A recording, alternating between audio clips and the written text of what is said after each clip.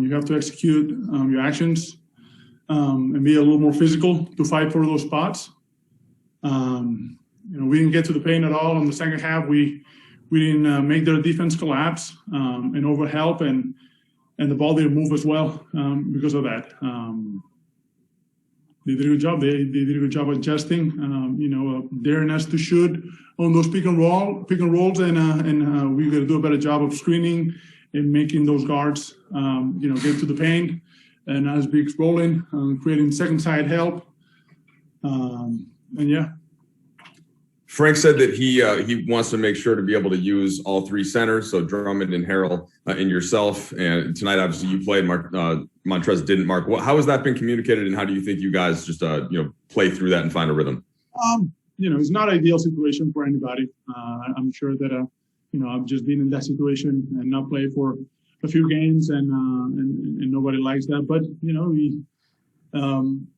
it's whatever the coach wants us to do, and we're going to try to execute and do the best possible and stay ready and work. The days that you don't have a game or you're not planning to play, but it's not ideal.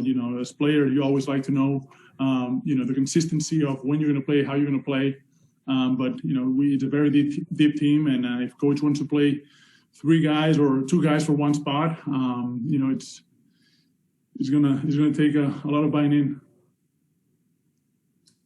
Okay, Kyle Goon, please. Hey, Mark. Sort of touching on that. How much advance notice do you have when you're going to play in a game? Like, did you go into the series knowing you might play in the second game, and do you get the sense that your appearances will be matchup based, or just every couple games, or do you know? You guys asking the wrong guy. It's coach's decision. It's coach's call. He can tell you right before the game like it happened. You never know. You as a player, you try to stay ready all the time. Kind of do the same things that you do and prepare yourself if you're going to play a lot. But sometimes it doesn't go that way. So don't ask me. I just work here. Okay, Dan Wecke, please.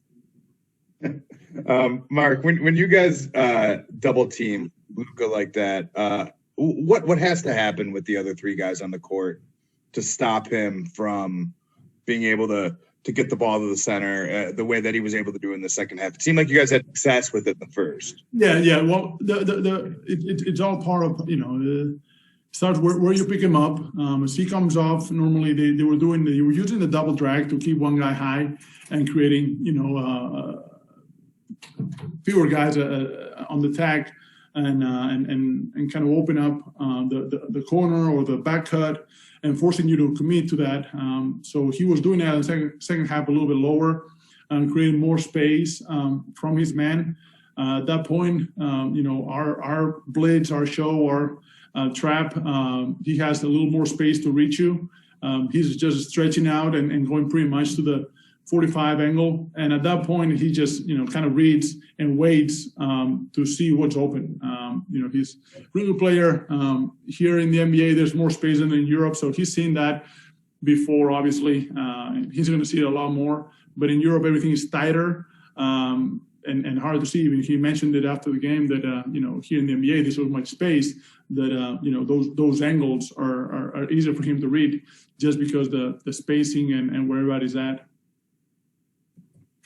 Okay, I want to take last couple questions here, Mark.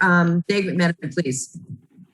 Mark, since the Boston game, what type of treatment, if any, have you gotten on that left finger or that finger on your left hand? There's not much to do. I think popped out and it has a small little crack in it.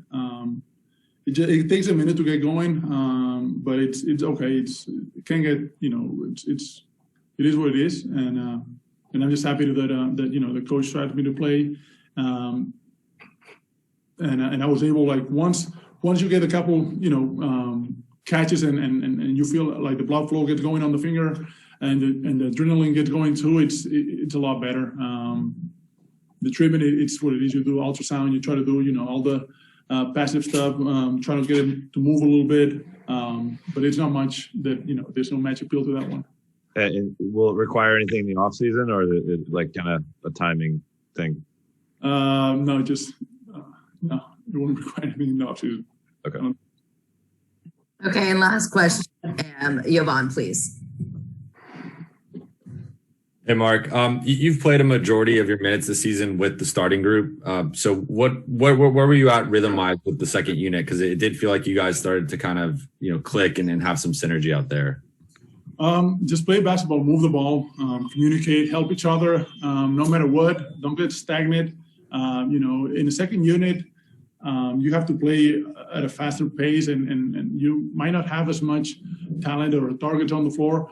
And everyone must touch the basketball at all times. That makes it fun. That makes the ball moving. That makes your defense work a little bit better. That's what you want to do with a unit like that. Obviously, when you play with the starters, it's different.